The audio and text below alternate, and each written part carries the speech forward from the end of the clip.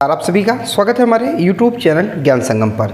मित्रों, आज की इस वीडियो में आपको लूसेंट जियोग्राफी के महत्वपूर्ण प्रश्न करवाएंगे, ठीक है, जो कि लूसेंट का निचोड़ प्रश्न है और ये सारे प्रश्न आपको डिटेल में रहेंगे विथ एक्स्ट्रा फैक्ट और इमेज के साथ रहेंगे, ठीक है। इसके पहले मैं पूरा ऑल जो हिस्ट्री है यानी कि संपूर्ण भारत के इतिहास में करवा चुका हूँ। पूरे 2-2.5 घंटे की मैराथन पड़ी है और 50-50 क्वेश्चन की पूरी प्लेलिस्ट पड़ी। तो आप अगर आपने नहीं देखा तो आप उसको जाके देख लीजिए, चैनल विजिट कर लीजिएगा, आसानी से मिल जाएंगे, ठीक है।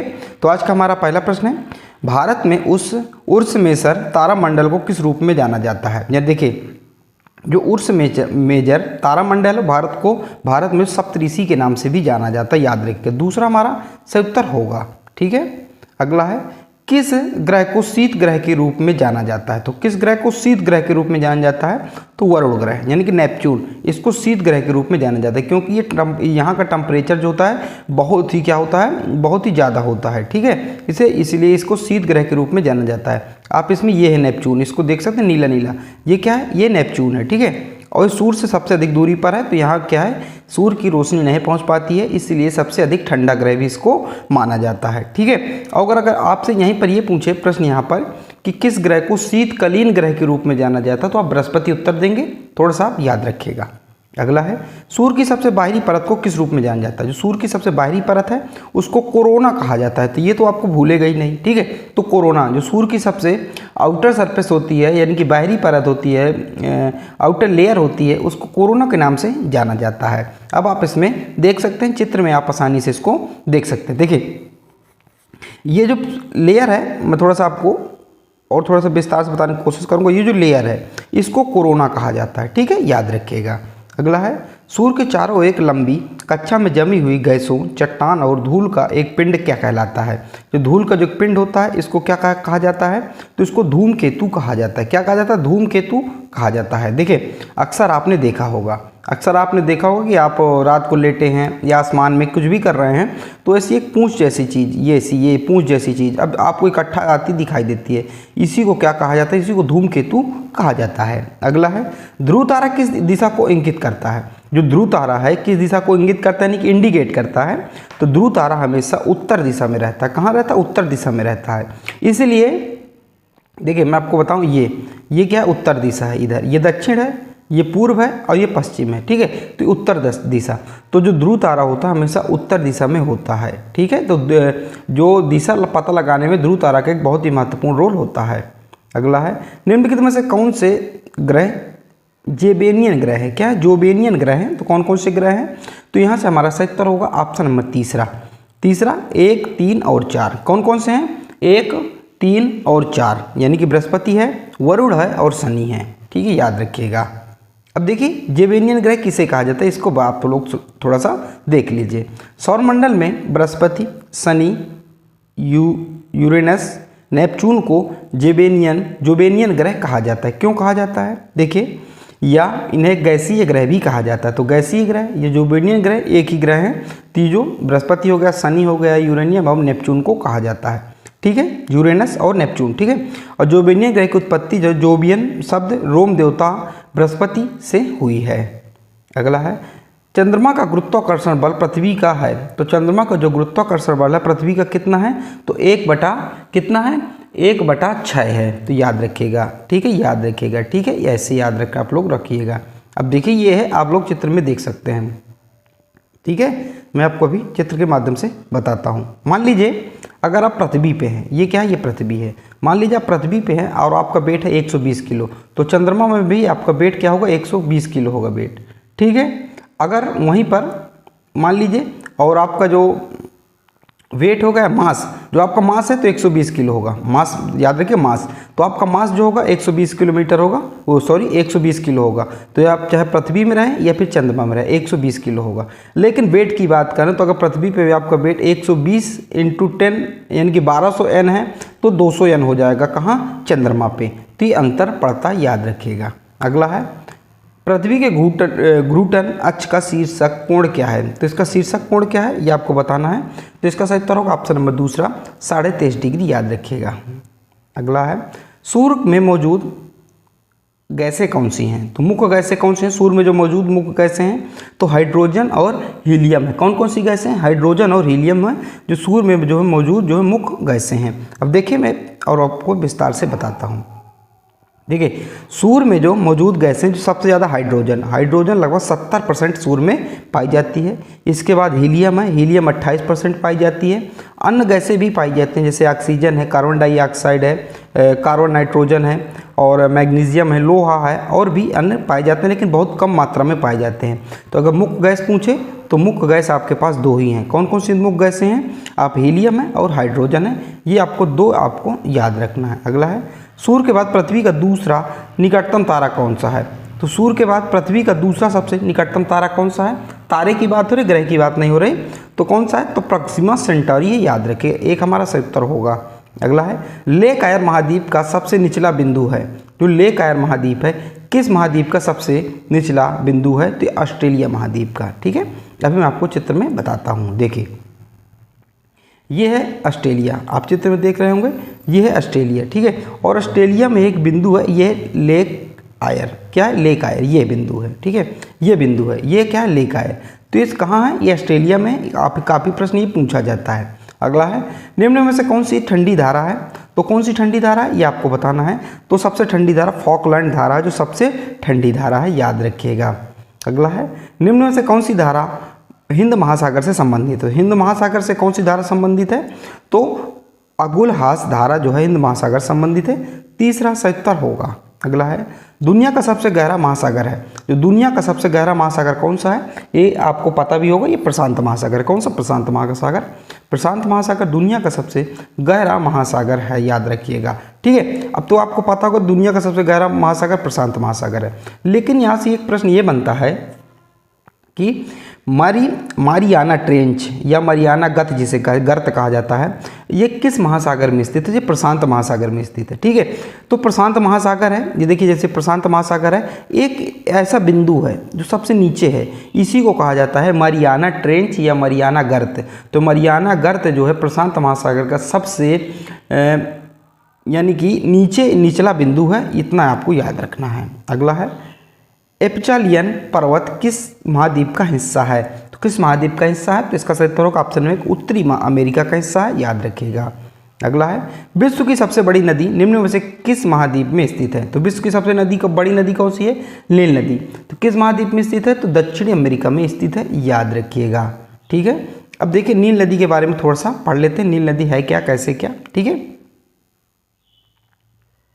अगला प्रश्न है निम्न में से कौन सा सबसे व्यस्त समुद्री मार्ग है? तो सबसे व्यस्त समुद्री मार्ग कौन सा है? तो कौन सा होगा? उत्तरी अटलांटिक जो है सबसे व्यस्त समुद्री मार्ग है। तो 4 हमारा यहाँ से सही उत्तर होगा। अब स्वेज नहर, पैनामा नहर आप दोनों लोग बताएंगे, इस दोनों को बताएंगे क्योंकि मैं ये पढ़ा चुका हूँ। जब मैंने साउथ एशिया महाद्वीप करवाया था तो मैंने पूरा आपको ये बता दिया था। ठीक है, अगला है मेरियाना ट्रेंच कहाँ स्थित है? अब मैंने आपको बताया था ना, मेरियाना जो ट्रेंच है कहाँ स्थित है? प्रशांत महासागर में स्थित है, सबसे क्या है? लो बिंदु है, यानी कि सबसे निचला बिंदु है। अगला है गोबी मरुस्थल निम्न में से किस महाद्वीप में स्थित है? तो गोबी मरुस्थल किस महाद्वीप में स्थित है?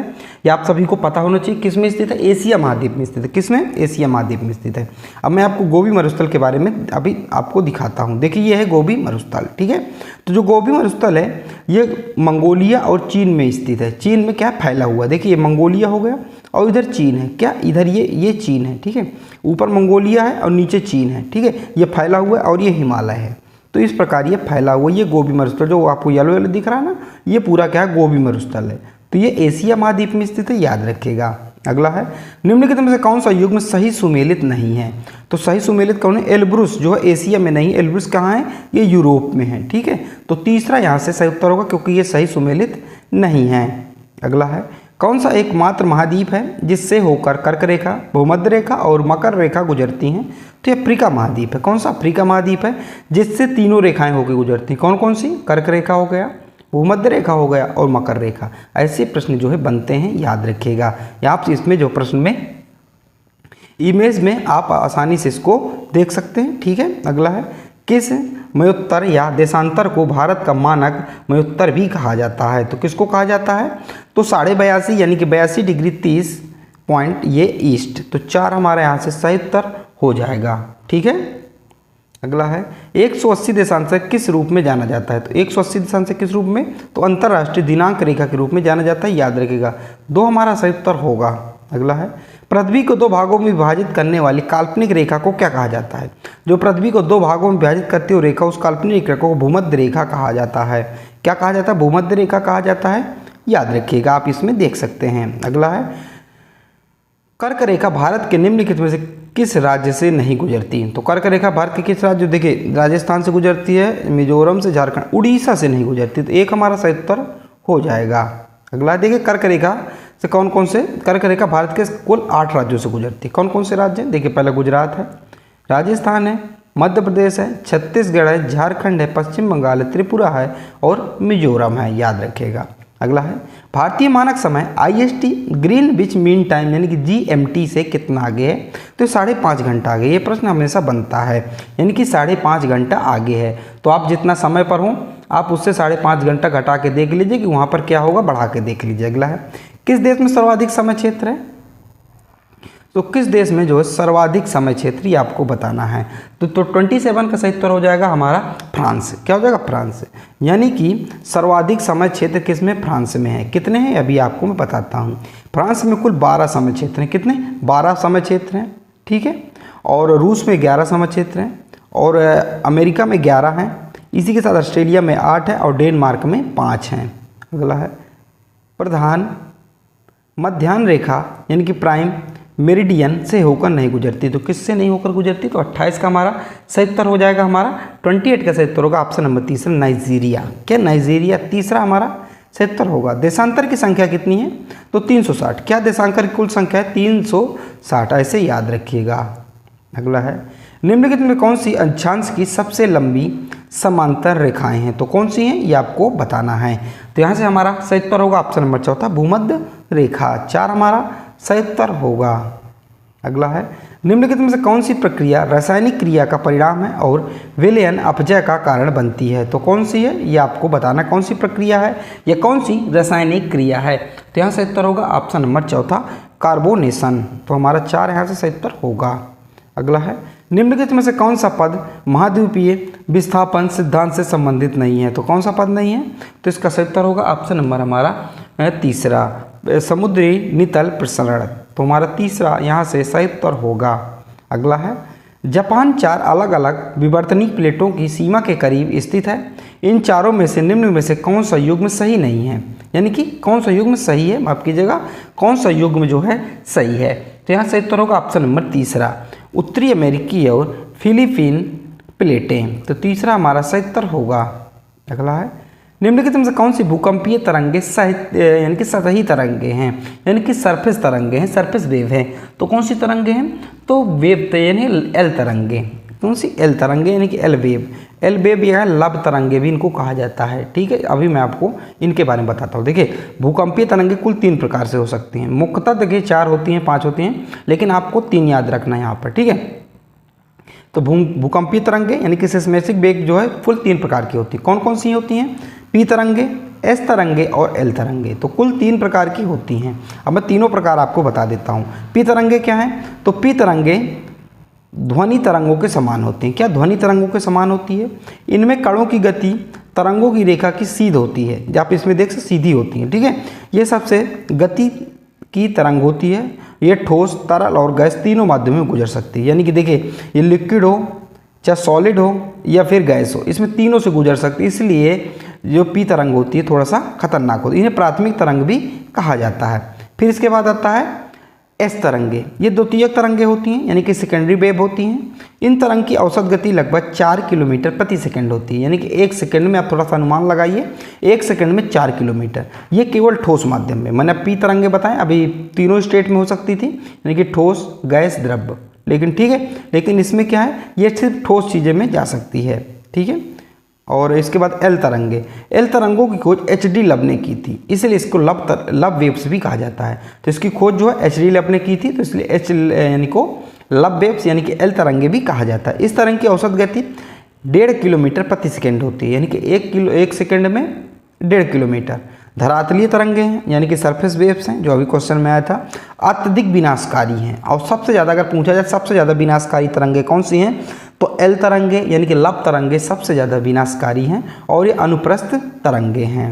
अगला है देखिए, जब रेत के कण बहुत महीन और हल्के होते हैं तब पौने इसे बहुत लंबी दूरी तक ले जा सकती हैं।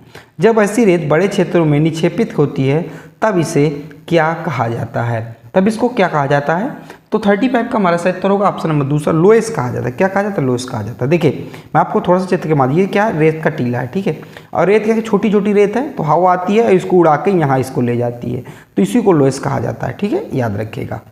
अगला है, निम्न में से किन शैलों में पौधे, जानवरों एवं सूक्ष्म जीवाणुओं को जो कभी इन अवशैलों पर रहे हैं जो जीवाश्म पाए जाते हैं, तो औषधि, क्या औषधि, दूसरा हमारा यहाँ से सही उत्तर हो जाएगा। अगला है, पृथ्वी के कोण की सबसे आंतरिक परत बनी होती है, तो पृथ्वी की सबसे जो कोण की सबसे आंतरिक परत है किससे बनी होती है, ये किससे बनी होती है ये आपको बताना है, तो ये जो बनी होती है निकल और आयरन से बनी होती है। तो तीसरा हमारे यहाँ से सही उत्तर होगा। अगला है, कैल्डेरा एक शब्द है जो निम्नलिखित विकल्पों में से संबंधित है, तो किस विकल्पों में संबंधित है, तो इसका सही उत्तर होगा ऑप्शन नंबर तीसरा, जो कैल्डेरा शब्द है ज्वालामुखी शब्द से संबंधित है। यह प्रश्न काफ़ी बार पूछा गया है। अगला है, निम्नलिखित में से कौन सा स्थलीय रूप नदी द्वारा लाए गए अवसादों के निक्षेपण से बना है, तो कौन सा, डेल्टा बना, याद रखिएगा। आप डेल्टा में इसको चित्र को देख सकते हैं, एक बार नदी का पानी इधर आया तो इधर चला गया, जिसे गोखुर भी कहा जाता है क्योंकि गाय के खुर के जैसा है। अगला है, टिल, हिमोल और ग्लोसमी मृदा जैसी निक्षेपी भूदृश्य किस कारण से बनाते हैं, तो किस कारण से बनाते हैं, तो ऑप्शन नंबर हिमनद गतिविधियों से बनाते हैं, याद रखिएगा।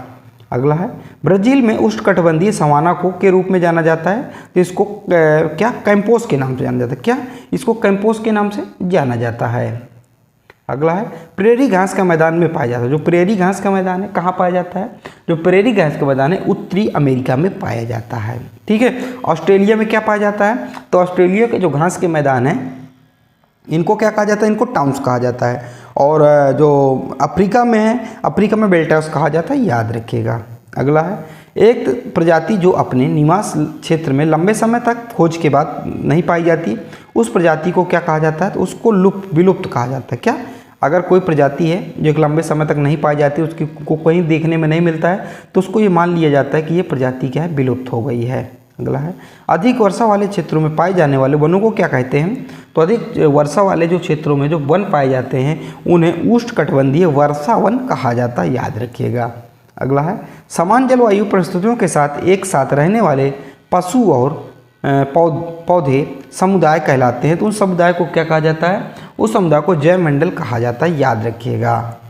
अगला है, वायु एवं नमी से आच्छादित मिट्टी का भाग कहलाता है, तो मिट्टी का भाग क्या कहलाता है, तो इसको छिद्र स्थान कहा जाता है, याद रखिएगा। तीसरा सही उत्तर होगा। अगला है, निम्न में से कौन सा बायोम अल्पाइन और आर्कटिक का गठन करता है, तो कौन सा करता है, तो ये आपको बताना है, तो इसका सही उत्तर होगा ऑप्शन नंबर दूसरा, टुंड्रा करता है। क्या टुंड्रा करता है, दूसरा हमारा एकदम सही उत्तर होगा। अगला है, काली मिट्टी में आमतौर पर की कमी होती है, तो काली मिट्टी में आमतौर पर किसकी कमी होती है, ये आपको बताना है, तो ये फास्फोरस की कमी होती है। काली मिट्टी में क्या है, फास्फोरस की कमी होती है। और काली मिट्टी को जो कपासी मृदा भी कहा जाता है, क्योंकि कपास की खेती के लिए जो सबसे उपयुक्त मृदा है, सबसे उपयुक्त मिट्टी है वो है काली मृदा, और काली मृदा को कपासी मृदा, रेगुर मृदा और कछारी मृदा भी कहा जाता है, याद रखिएगा। अगला है, निम्नलिखित में से किस चक्र को औषधि चक्र रूप में भी जाना जाता है, तो किस चक्र को, तो फास्फोरस चक्र को, किसको, फास्फोरस चक्र को औषधि चक्र रूप में भी जाना जाता है। अगला है, उष्णकटिबंधीय वर्षा के कारण होने वाली तीव्र निशाचलन के कारण निम्न में से किस प्रकार की मिट्टी कम उपजाऊ बनती है, तो किस प्रकार की मिट्टी, तो ये लेटराइट मिट्टी कम, इस तरह की मिट्टी कम उपजाऊ बनती है। हमारा पहला प्रश्न है, भारत के संदर्भ में उष्णकटिबंधीय चक्रवात पर उत्पन्न होते हैं, जो उष्णकटिबंधीय चक्रवात होते हैं कहाँ उत्पन्न होते हैं, ये बंगाल की खाड़ी में उत्पन्न होते हैं, याद रखिएगा, ठीक है। तीसरा हमारा सही उत्तर होगा। अगला है, पश्चिमी विक्षोभ के कारण भारत के किस क्षेत्र में शीतकाल में वर्षा होती है, यानी जो पश्चिमी विक्षोभ होता है, ठीक है, कारण भारत के किस क्षेत्र में शीतकालीन वर्षा यानी कि ठंडियों में वर्षा होती है, तो कहाँ होती है, ये कश्मीर घाटी में होती है, याद रखिएगा। ये प्रश्न क्या है, सारे प्रश्न इंपॉर्टेंट प्रश्न है क्योंकि लूसेंट के जियोग्राफी के प्रश्न हैं। अब देखिए पश्चिमी विक्षोभ होता क्या है, हो सकता है कई लोगों को पता हो और हो सकता है कई लोगों ने पहली बार नाम सुना हो, ठीक है।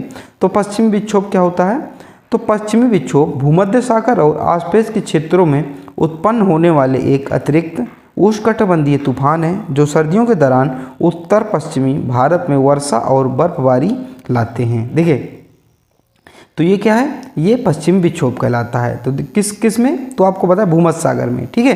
तो इधर से ये उत्पन्न होते हैं, ठीक है, यहाँ से उत्पन्न होते हैं और इधर जो ये देखिए कश्मीर है ना, इधर ये तूफान क्या वर्षा लाते हैं, इसी को कहा जाता है।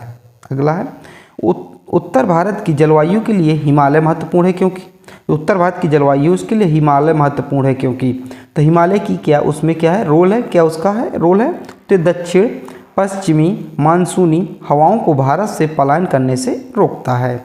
अगला है एक्सिमो किस भौगोलिक क्षेत्र से संबंधित है, एक्सिकोमो किस भौगोलिक क्षेत्र से संबंधित है, ये आपको बताना है। तो कहाँ से संबंधित है, तो इसका सही उत्तर होगा ऑप्शन नंबर 2 ध्रुवीय क्षेत्र से संबंधित है। अब एक्सिकोमो है क्या, इसके बारे में समझ लीजिए। देखिए एक्सिमो जो है वो एक प्रकार की ध्रुवीय क्षेत्रों पर रहने वाली एक प्रकार की जनजाति है। क्या है, जनजाति है। और ये जनजाति जो इग्लू बना के रहती है, इग्लू किसे कहा जाता है, जो बर्फ़ के घर होते हैं उसे इग्लू कहा जाता है। जैसे आप चित्र देख सकते हैं ना, ये पूरा क्या है बर्फ़ का घर है, इसी को इग्लू कहा जाता है। जो आपके सामने चित्र है इसी को इग्लू कहा जाता है। और ये घर में एक्सिमो शब्द का प्रयोग मुख्य रूप से उत्तरी ध्रुव क्षेत्र आर्कटिक में स्वदेशी लोगों के लिए किया जाता है जो ग्रीनलैंड, कनाडा, अलास्का और साइबेरिया जैसे क्षेत्रों में रहते हैं। तो क्या जनजाति है, ठीक है, एक्सिमो, जो कि इग्लू बना के यानी कि बर्फ़ के घर बना के रहती है। अगला है उस प्रकार की ऋतु की पहचान कीजिए जो भारत की 4 ऋतुओं का भाग नहीं है। तो उस प्रकार की ऋतु कौन सी है, तो यहाँ से हमारा सही उत्तर ऑप्शन नंबर 4 दक्षिण पूर्व मानसून का मौसम। क्या हो जाएगा, दक्षिण पूर्व मानसून का मौसम। अगला है पैराबैंगनी विकिरण को अवशोषित करने वाली ओजोन परत किस वायुमंडलीय स्तर में स्थित है, तो किस वायुमंडलीय स्तर में स्थित है, तो समताप मंडल में स्थित है। देखिए वायुमंडल की कुल मिला के परतें होती हैं। देखिए जो वायुमंडल की कितनी परतें होती हैं, क्षोभ मंडल होती है, समताप मंडल, आयन मंडल और मध्य मंडल, आयन मंडल और वायुमंडल, कुल मिला के 5 मंडल, यानी कि 5 परतें होती हैं। तो वायुमंडल की कुल 5 परतें होती हैं। अब मैं सबसे पहले आपको क्षोभ मंडल के बारे में विस्तार से बताऊंगा, इसके बाद समताप मंडल, एक एक करके सब कुछ बता दूंगा, ध्यान से सुनिएगा। ये हमारी क्या है, देखिए ये हमारी पृथ्वी है। पृथ्वी के ऊपर जो एक लेयर रहती है ये 50 किलोमीटर तक की रेंज में, ठीक है, तो उसको क्षोभ मंडल कहते हैं। यहाँ जो मौसम संबंधी जो गतिविधियाँ हैं यहीं होती हैं, जैसे बादल बनना और बारिश होना, बिजली चमकना, ये क्षोभ मंडल में ही होती है। अधिकतर प्रश्न पूछा जाता है कि इंद्रधनुष का दिखाई देना किस मंडल में दिखता है, तो क्षोभ मंडल में। मौसम संबंधी गतिविधियां क्षोभ मंडल में होती हैं। इसके बाद आता है समताप मंडल। क्या था, समताप मंडल। देखिए क्षोभ मंडल के ऊपर है समताप मंडल। समताप मंडल में एरोप्लेन उड़ते हैं क्योंकि यहाँ मौसम संबंधी गतिविधियाँ नहीं होती, बिजली नहीं कड़कती, बिजली गिरने का डर नहीं रहता, बारिश यहाँ नहीं होती, तो यहाँ क्या होता है समताप मंडल, इसलिए यहाँ एरोप्लेन जो है आराम से उड़ते हैं। और यहीं ही समताप मंडल में एक ऐसी लेयर है जिसे कहा जाता है ओजोन परत, ओजोन लेयर जिसे कहा जाता है। सप्ताह मंडल के बाद आता है मध्य मंडल, तीसरा है मध्य मंडल। और मध्य मंडल में उल्का पिंड गिरते हैं। कहाँ, मध्य मंडल में उल्का पिंड गिरते हैं, ठीक है, ये आपको समझ में आ गया। मध्य मंडल के बाद है आयन मंडल। आयन मंडल सैटेलाइट, यानी कि जो कृत्रिम उपग्रह होते हैं ना, ये यहाँ सैटेलाइट संच होते हैं। इसका वायुमंडल आते हैं और वायुमंडल धीरे धीरे ये अंतरिक्ष से जुड़ जाता है। तो वायुमंडल की कुल 5 परतें हैं। 5 परतों के बारे में मैंने आपको नाम बता दिया और सभी के बारे में बता दिया। अगला है निम्नलिखित में से कौन सा मौसमी पवनों का उदाहरण है, तो मौसमी पवनों का उदाहरण कौन सा है, तो इसका सही उत्तर ऑप्शन नंबर भारत में मानसूनी पवनें, एक हमारा सही उत्तर होगा। अगला है काल बैसाखी में चलती है। जो काल बैसाखी नामक एक हवा है वो कहाँ चलती है, ये पश्चिम बंगाल में चलती है। बहुत बार ये पूछा गया प्रश्न है। अगला है किस तट पर सर्दियों के दौरान वर्षा होती है, तो किस तट पर जो सर्दियों के दौरान वर्षा होती है, तो कोरोमंडल तट उसे कहा जाता है। क्या कहा जाता है, कोरोमंडल तट कहा जाता है। अब देखिए कोरोमंडल तट है क्या, तो भारत में प्रमुख तटों के नाम, तो सबसे पहले आप समझिए, आप इसको समझिए सबसे पहले काठियावाड़ तट। ये काठियावाड़ तट क्या है, तो देखिए कच्छ से जो दमन तक जो इलाका है उसे काठियावाड़ तट के नाम से जाना जाता है। फिर इसके बाद आता है कोंकण तट, ये काठियावाड़ तट है पूरा, ठीक है। इसके बाद आता है कोंकण तट। कोंकण का तट किसे कहते हैं, तो दमन से गोवा तक, जो दमन और गोवा का जो मिला के भाग उसे कोंकण तट के नाम से जाना जाता है। इसके बाद आता है कनाडा तट, ठीक है, कनाडा तट, इसको जो है गोवा से मैंगलोर तक कहा जाता है। मालाबार तट जो है मैंगलोर से कन्याकुमारी तक जो मालाबार तट कहा जाता है। आप इसमें आप आसानी से देख सकते हैं। इसके बाद हमारा आता है कोरोमंडल तट। तो कन्याकुमारी से पुलिकट झील यहाँ कन्याकुमारी से पुलिकट झील तक कोरोमंडल है और यहीं पे क्या वर्षा होती है। उत्तरी सरकार तट जो आंध्र प्रदेश का हिस्सा है महानदी से, ये उत्तरी सरकार तट है। फिर कोंकण तट आता है जिसे उत्कल तट, ठीक है। तो ये कहाँ है, तो ये महानदी डेल्टा से गंगा नदी के मैदान तक, यहाँ गंगा नदी का मैदान यहाँ डेल्टा तक ये है, ये मैंने आपको बता दिया। अगला है निम्नलिखित में से कौन सा देश भारतीय उपमहाद्वीप नामक महान भौगोलिक इकाई में शामिल नहीं है। तो कौन सा शामिल नहीं, म्यांमार शामिल नहीं, याद रखिएगा। अब भारतीय उपमहाद्वीप है क्या, इसके बारे में समझ लीजिए। देखिए भारतीय उपमहाद्वीप ये दक्षिण एशिया में एक विशिष्ट भौगोलिक सांस्कृतिक और ऐतिहासिक क्षेत्र है जो हिमालय से लेकर हिंद महासागर तक फैला हुआ है, ठीक है। शामिल देश कौन कौन से हैं, यानी कि भारतीय उपमहाद्वीप में शामिल देश कौन कौन से हैं। तो इसमें मुख्य शामिल देश कौन से हैं, भारत है, पाकिस्तान है, बांग्लादेश है, नेपाल है, भूटान है, श्रीलंका है और मालदीव है। कुल मिला कितने हैं, 1 2 3 4 5 6 7। तो डायरेक्ट क्वेश्चन यहाँ से बनता है भारतीय उपमहाद्वीप में कुल देश कितने शामिल, तो 7 शामिल हैं। उसमें से एक नाम दे देगा और 3 अन्य नाम दे देगा। कहीं से भी आपसे विषम करके भी पूछा जा सकता है। अगला है महान भारतीय मरुस्थल भारत के किस भाग में स्थित है। जो महान भारतीय मरुस्थल है भारत के किस भाग में स्थित है, किस भाग में स्थित है, उत्तर पश्चिमी भाग में स्थित है। 4 हमारा यहाँ से सही उत्तर हो जाएगा। अब उत्तर पश्चिमी भाग कैसे, अब देखिए ये हमारा क्या है, ये हमारा मैप है, इंडिया का मैप है। इसमें आपको बताया गया है कि इसमें आपको ये बताया गया है कि डिजर्ट यानी कि भारतीय मरुस्थल कहाँ है, ठीक है। अब आपको ये तो पता ही होगा।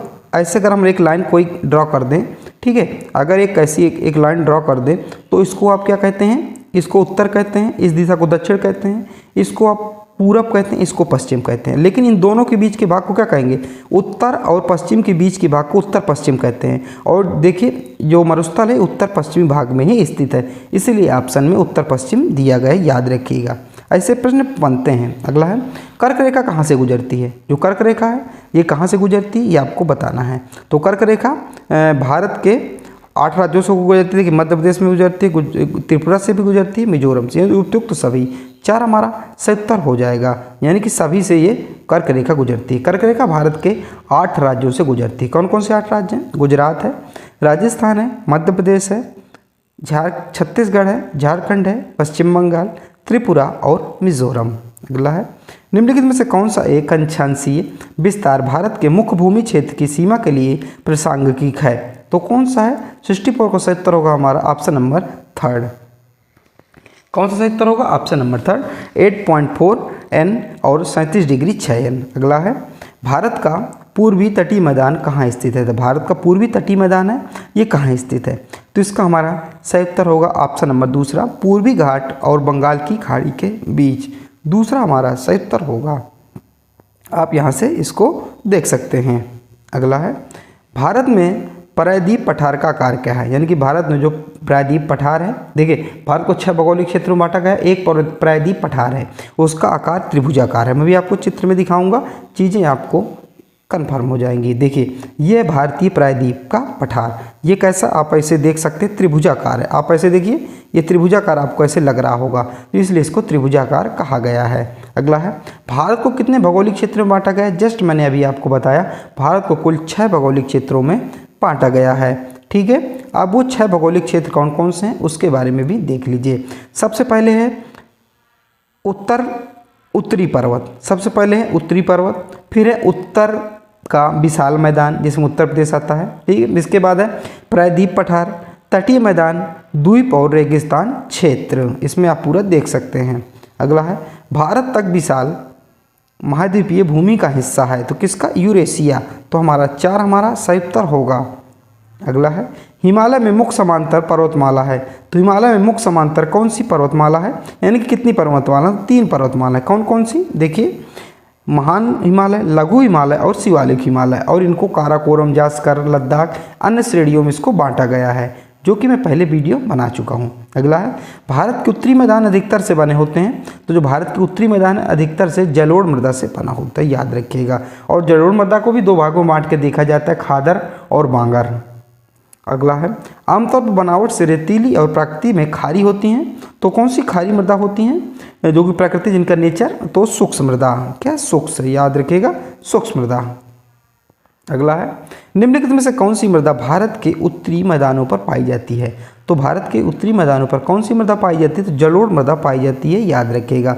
वहाँ का जो अधिकतर पार्ट है वो जलोढ़ है। अगला है, मिट्टी की तैयारी के बाद की जाने वाली पद्धति का क्या नाम है, यानी कि जैसे देखिए हमारे जैसे खेत है, ठीक है, इसमें हमने क्या किया, मिट्टी को क्या कर दिया, तैयार कर दिया, यानी कि इसको जोत दिया, ठीक है। इसके बाद उसमें बुआई की जाती है, क्या की जाती है, बुआई की जाती है, यानी कि अनाजों को जमीन के अंदर डाला जाता है, आप देख सकते हैं इस चित्र में। अगला है, निम्नलिखित में से कौन सी मिट्टी भारत के कुल क्षेत्रफल का न्यूनतम प्रतिशत साझा करती है, तो कौन सी, तो वर्टीसोल। 4 हमारा सही उत्तर होगा।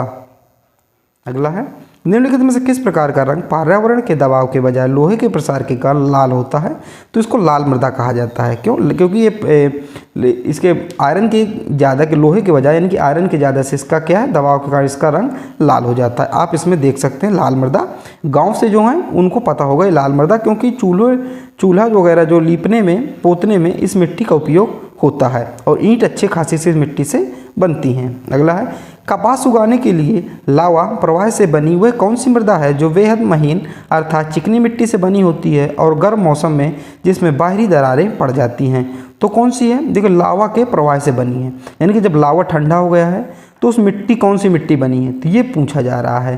तो इसका सही उत्तर होगा हमारा ऑप्शन नंबर तीसरा, काली मिट्टी। देखिए लावा जैसे, देखिए मैं अभी आपको थोड़ा सा बताता हूँ। देखिए क्या है, ज्वालामुखी है, नीचे क्या है, ये मैग्मा है, ठीक है, ये नीचे मैग्मा है, इसे ज्वालामुखी है, बाहर आया तो ज्वालामुखी क्या है, लावा है। ये क्या बाहर आता है तो लावा है, ये ठंडा हो जाता है, जब ठंडा हो जाता है तो लावा बन जाता है, और ठंडा होने के बाद चट्टान, जैसे मान लीजिए कैंथरिक चट्टान बन गई, ठीक है, और यही जो चट्टान टूट टूट के काली मृदा बन जाती है, याद रखिएगा। अगला है, तमिलनाडु, आंध्र प्रदेश और केरल के किस तरह की मृदा काजू जैसी फसलों के लिए सबसे उपयुक्त है, तो कौन सी मृदा है, तो 77 का सही उत्तर ऑप्शन नंबर चौथा, लाल लेटराइट मृदा। 4 हमारा सही उत्तर होगा। अगला है, मिट्टी की किस परत में खाद होता है जो पानी मिट्टी को उपजाऊ बनाता है, तो किस में होता है, तो इसका सही उत्तर क्या हो जाएगा हमारा ऑप्शन नंबर 1, ऊपरी मृदा। 1 हमारा सही उत्तर होगा, ठीक है। अगला है, पुरानी जलोढ़ मृदा को नई जलोढ़ मृदा की तुलना में की उच्च सांद्रता होती है, तो किस में, तो यहाँ का सही उत्तर होगा कंकेर नोड्यूल्स। तीसरा हमारा सही उत्तर हो जाएगा, ठीक है, याद रखिएगा।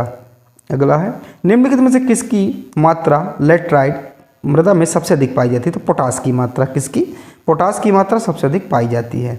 अगला है, मिश्रित खेती की मुख्य विशेषताएं कौन सी है, देखिए मिश्रित खेती कौन सी है, ठीक है, मिश्रित का मतलब होता है दो, ठीक है, मिश्र का मतलब, मिक्स का मतलब भी पता, दो चीज़ें, ठीक है। तो मिश्रित खेती वह खेती होती है जब एक ही खेत में और 2 या 2 से अधिक फसलें की जाती हैं, ये तो नहीं होगा, ठीक है। जो वो होती है जब एक ही खेत में क्या पशुओं का पालन और फसलों की खेती की जाती है, उसे मिश्रित खेती कहा जाता है। तीसरा सही उत्तर होगा, ठीक है, आप यहाँ पे देख सकते हैं। अगला है, दालें किसका अच्छा स्रोत है, तो दालें जो प्रोटीन का अच्छा स्रोत है, और दालों में सबसे ज़्यादा प्रोटीन पाया जाता है, और ये विभिन्न प्रकार की दालें हैं, और सबसे ज़्यादा प्रोटीन जो मूंग की दाल में पाया जाता है, याद रखिएगा।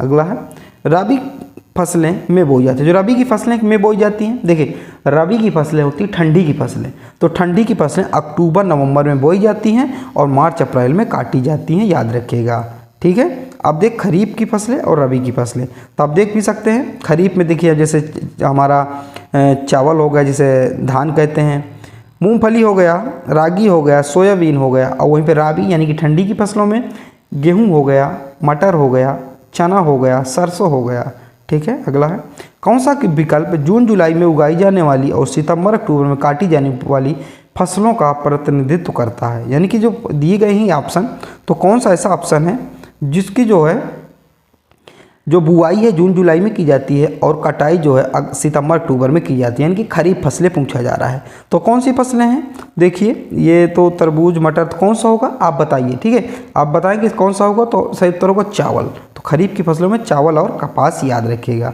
अगला है, पोकल्ली चावल की एक अनोखी किस्म है जो लवणता को झेल सकती है, भारत के किस राज्य की स्थानीय चावल है, तो किस राज्य की एक स्थानीय चावल की किस्म है, तो ऑप्शन नंबर 3 केरल, याद रखिएगा, ठीक है। अगला है, हाक चाव किस जीआई भौगोलिक संकेत दिया गया है वह सुगंधित चावल है जिसकी खेती भारतीय राज्य में की गई, तो मणिपुर है, याद रखिएगा। तीसरा हमारा सही उत्तर होगा।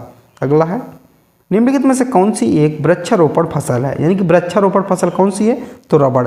रबड़ की ऐसी एक फसल है जो वृक्षारोपण की जाती है। आप ये रबड़ का पेड़ देख सकते हैं, ठीक है।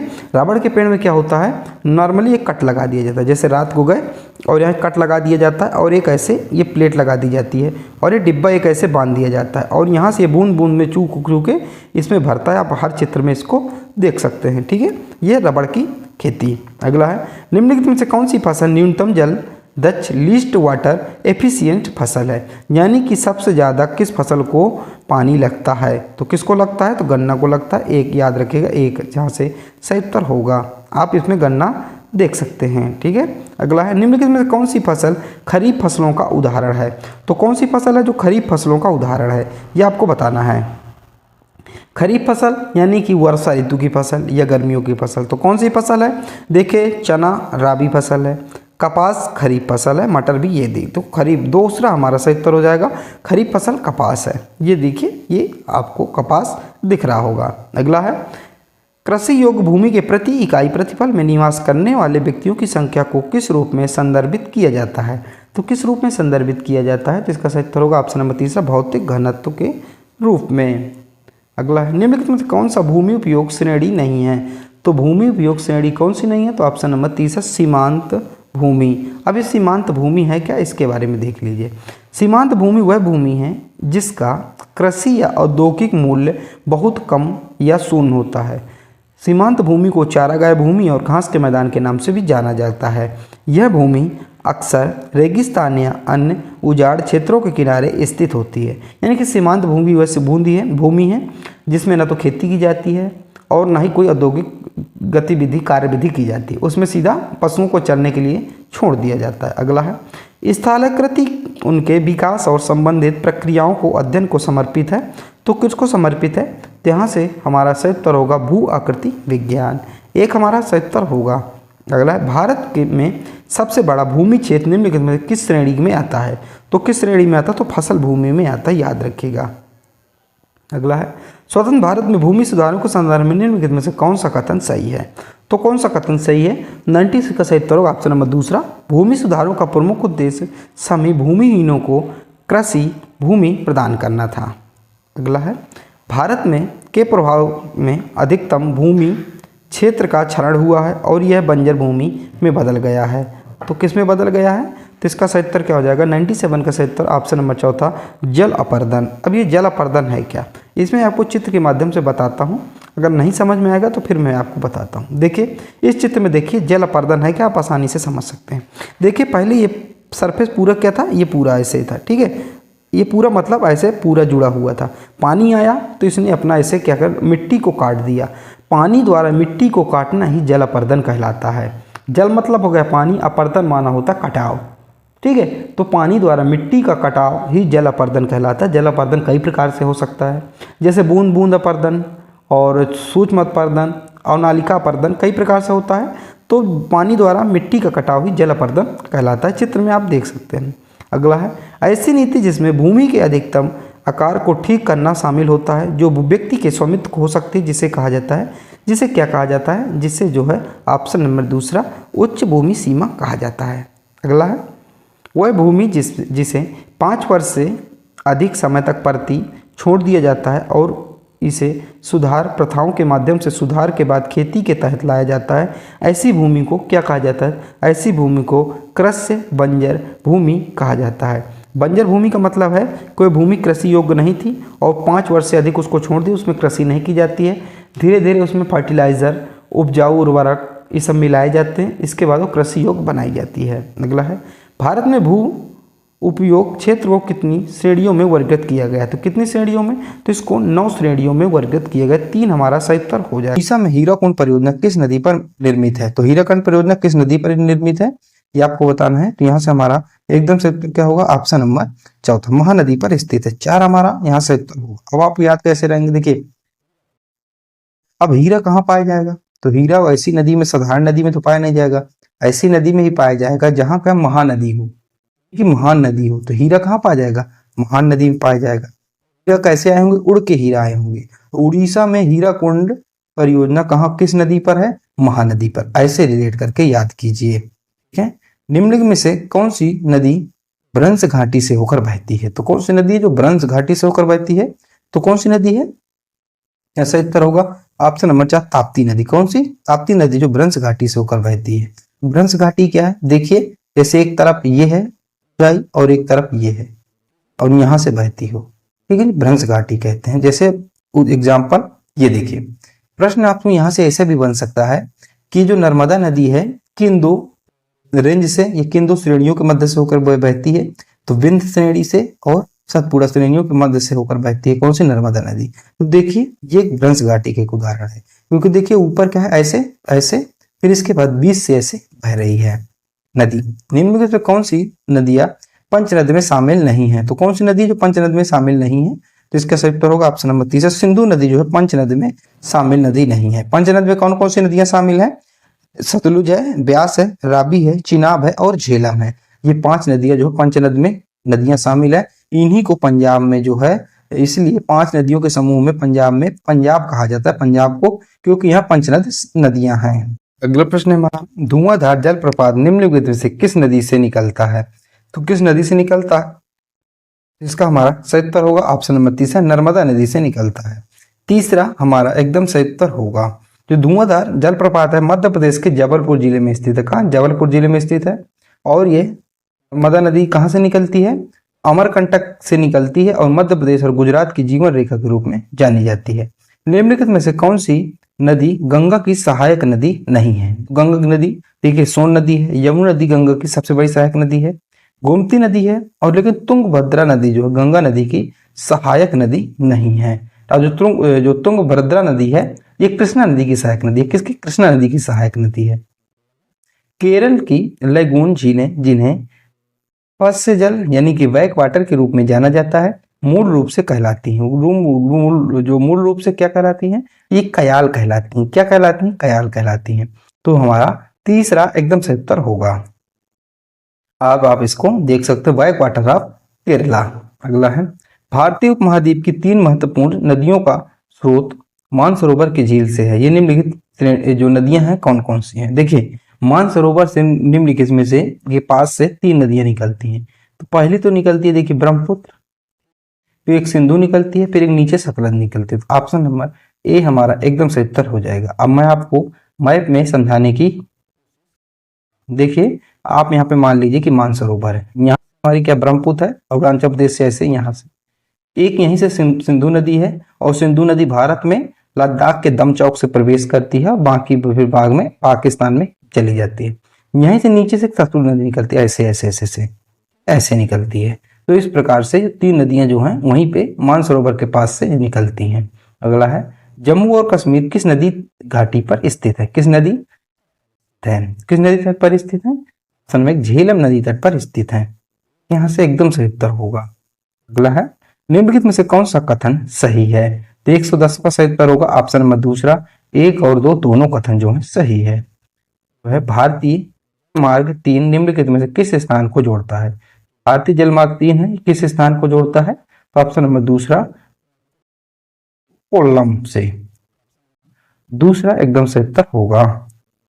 अगला है, निम्नलिखित में से कौन सा युग्म सही सुमेलित नहीं है? तो कौन सा युग्म है सही सुमेलित नहीं है?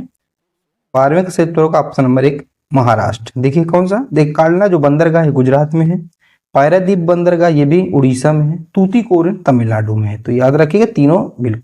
लेकिन जो मोरमुगांव बंदरगाह है ये महाराष्ट्र में नहीं है, ये गोवा में है।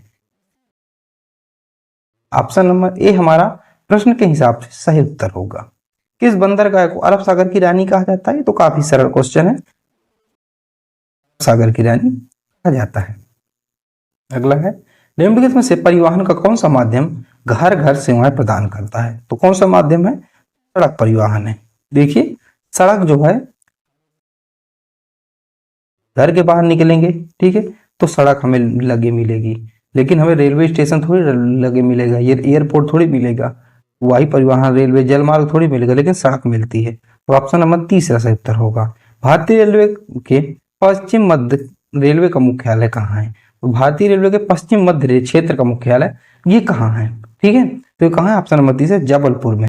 जो रेलवे के मुख्यालय हैं और महत्वपूर्ण जो रेलवे संबंधित प्रश्न है, मैंने 100 प्रश्न आपको करवा दिए हैं, वो अपलोड है, वीडियो देख लीजिएगा। अगला है जनसंचार प्रणाली नहीं है, तो कौन सी जो है जनसंचार प्रणाली नहीं है?